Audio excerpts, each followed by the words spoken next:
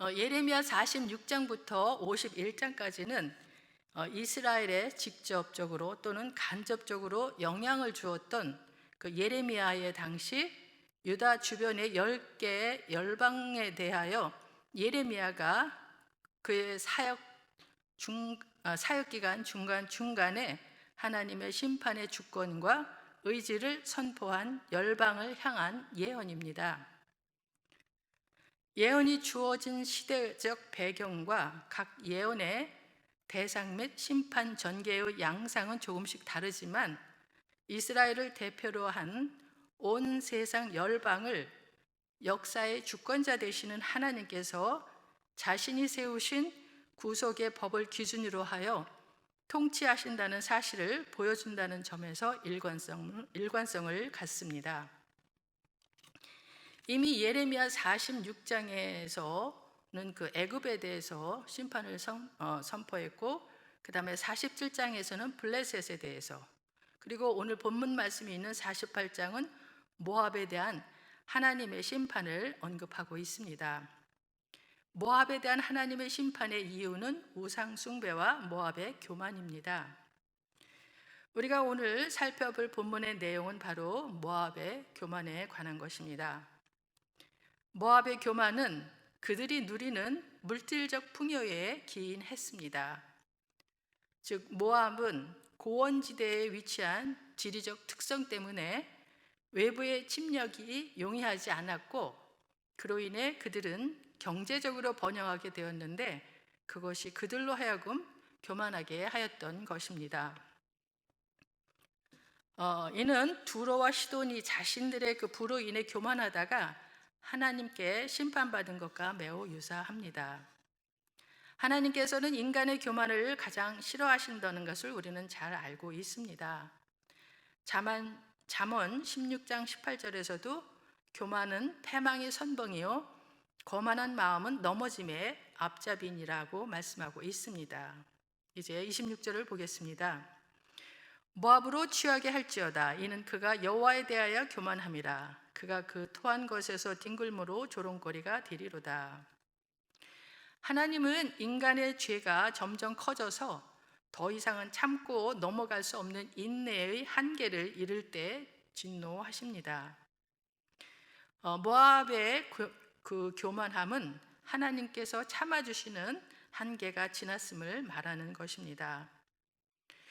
예레미야는 모압인들을 향하여 심판의 예언을 선포하는 중에 하나님의 도구인 바벨론 군대를 향하여 심판을 수행하라고 명령하고 있습니다. 모압으로 취하게 할지어다. 이 명령은 모압에 대한 심판 예언의 극적 효과를 더하기 위한 수사적인 표현입니다.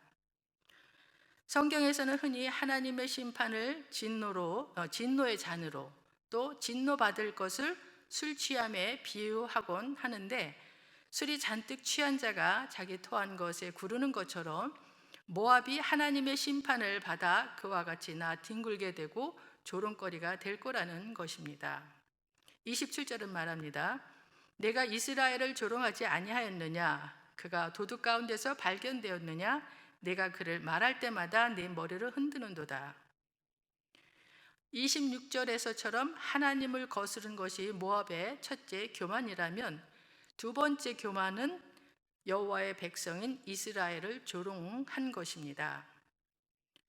모압은 이스라엘을 말할 때마다 이스라엘을 비웃었는데 마치 이스라엘이 도둑 가운데서 발견된 것처럼 머리를 흔들었다고 합니다. 이처럼 모압은 이스라엘을 조롱함으로써 자신을 부각시키며 교만을 드러냈습니다. 그러나 이제 그들이 이스라엘을 비웃은 것처럼 자신들이 비웃음거리가 될 것입니다. 일종의 황금률, 즉 남에게 대접받고자 하는 대로 너희도 남을 대접하라는 예수님의 가르침이 적용되고 있는 것입니다. 이런 모압에 대해 28절은 말합니다. 모압 주민들아, 너희는 성읍을 떠나 바위 사이에 살지어다. 출입문 어기 가장자리에 깃들이는 비둘기같이 할지어다. 모압은 고원지대에 위치하고 있었기 때문에 도시 전체가 요새와도 같았습니다. 그래서 오랫동안 이민족에게 침략을 당하지 않고 번영을 누릴 수가 있었습니다. 게다가 넉넉한 수자원과 기름진 땅을 갖고 있었기 때문에 풍부한 농산물로 인해서 경제적으로도 안정을 누렸습니다. 그래서 앞으로도 그럴 것이라고 굳게 믿고 있었습니다. 하지만 모압 백성들은 이민족의 침략을 받아 생명을 부지하기 위해 그들의 성읍과 거주지를 버리고 산으로 들어가 숨어 살아야 하는 신세로 전락하게 될 것입니다. 모압이 지리적으로 아무리 안전한 것처럼 보일지라도 영원하지는 않습니다. 영원한 안전은 오직 하나님 안에만 있습니다. 모압이 얼마나 교만했는지 29절에서는 모압의 교만을 다음같이 표현합니다. 우리가 모압의 교만을 들었나니 심한 교만 곧 그의 자고와 오만과 자랑과 그 마음의 거만이로다. 여기 그 심한 교만, 자고, 자기 스스로 높인 걸 말하죠. 오만, 자랑, 거만. 이는 극에 달한 모압의 그 교만에 대한 지적으로 이사야 16장 6절에서도 모압의 교만에 대하여 다음같이 언급을 합니다. 우리가 모압의 교만을 들었나니 심히 교만하도다. 그가 교만하며 분노함도 들었거니와 그의 자랑이 헛되도다. 이처럼 모압의 교만이 시대를 달리하는 두 선지자에 의해 거의 동일한 말로 지적된 것은 그 교만이 극에 달했음을 암시해 줍니다. 아무튼 그들의 교만은 하나님을 거스려 그로 인하여 하나님의 심판을 받아 결국 멸망하는 비극을 초래합니다. 모압은 예루살렘이 함락당하고 4년이 지나서 BC 582년에 바벨론에 의해서 멸망을 당합니다. 30절입니다. 여호와의 말씀이니라. 내가 그의 노여함의 허탄함을 아노니 그가 자랑하여도 아무것도 성취하지 못하였도다. 이걸 세 번역으로 제가 읽어보겠습니다. 나 주의 말이다. 나는 모압의 교만함을 안다. 그의 자랑도 허풍뿐이며 그가 이루었다는 일도 거짓말이다. 이는 모압의 그 교만한 생각대로 되는 일이 없을 것이라는 의미입니다. 실로 자신들은 항상 안전하고 번영하리라는 그들의 교만한 생각이 지극히 과장되고 헛된 것에 불과하다는 것을 앞에서 언급한 대로 BC 582년도에 그 바벨론에 의해서 완전히 멸망함으로써 입증되었습니다. 31절을 보겠습니다. 그러므로 내가 모압을 위하여 울며 온 모압을 위하여 부르짖으리니 무리가 길 헤레스 사람을 위하여 신음하리로다. 이것도 세 번역으로 제가 또 읽어보겠습니다. 그러므로 내가 모압 때문에 통곡하고 모압의 모든 백성을 생각하여 애곡하겠다. 길 헤레스의 주민을 생각하여 슬피 울겠다. 멸망하는 모압을 위하여 하나님은 울며 부르짖겠다고 하십니다. 하나님께서는 교만하고 거짓된 모압을 조롱하거나 멸망하는 것이 당연하다고 여기지 않으셨습니다. 오히려 그들의 그런 삶을 안타까워하시며 슬퍼하셨습니다. 특별히 길 헤레스 사람들을 생각하며 슬피 우신다고 합니다. 길 헤레스는 사해 동쪽 13km 지점에 위치한 지역으로 모압의 그 주요 성읍 가운데 하나이며 견고한 요새입니다. 이것이 무너진다고 하는 것은 다른 곳은 이미 다 무너졌음을 의미합니다. 이처럼 안전하다고 생각했던 그들의 요새가 무너지면서 오랫동안 그들을 풍요하게 해주던 포도밭도 다 파괴될 것이라고 32절에서 말합니다. 신마의 포도나무여 너희 가지가 바다를 넘어 야셀 바다까지 뻗었더니 너희 여름 과일과 포도 수확을 탈취하는 자가 나타났으니 내가 너를 위하여 울기를 야셀이 우는 것보다 더하리로다. 헤스본에 인접한 신마는 모압의 대표적 포도 산지입니다. 포도가 모압의 주산물임을 고려하면 신마의 그 포도나무는 모압 전체의 경제적 부를 나타낸다고 볼 수가 있습니다. 야셀은 모압의 북쪽에 위치한 국경 도시로 신마에 버금가는 포도 산지입니다. 따라서 신마를 위하여 우는 것이 야셀을 위하여 우는 것보다 더하다는 말은 국경 도시 그 야셀의 파괴로 인하여 백성들이 슬픔에 잠겨 있는데 국가 경제의 중심부라고 할 수 있는 신마가 파괴됨으로써 그 슬픔은 한층 더 가중된다는 의미입니다. 이처럼 악인이 현재는 승하는 것으로 인하여 자랑하지 못할 것은 공의로우신 하나님에 의하여 오래지 않아 큰 슬픔에 잠길 것이기 때문입니다. 33절입니다. 기쁨과 환희가 옥토와 모압 땅에서 빼앗겼도다. 내가 포도주 틀에 포도주가 끊어지게 하리니 외치며 밟는 자가 없을 것이라. 그 외침은 즐거운 외침이 되지 못하리로다. 이는 멸망으로 인해 모압 땅에서 수확의 기쁨이 없어질 것이라는 내용의 예언입니다. 포도주 틀에 포도주가 끊어지게 하리라는 말은 모압의 모든 산업이 황폐화된다는 것을 의미합니다.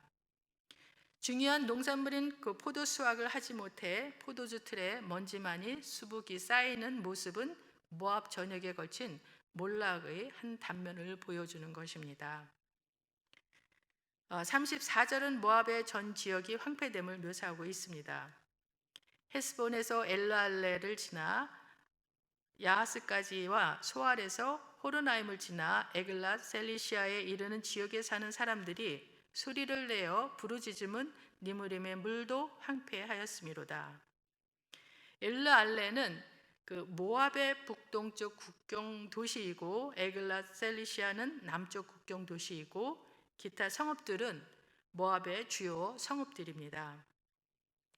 예레미야가 이들 성읍을 거론한 것은 북쪽 국경에서 남쪽 국경까지 모압 전역이 슬픔에 잠기게 될 것을 묘사하기 위함인데 그 직접적 원인은 니무림의 물이 말랐기 때문입니다.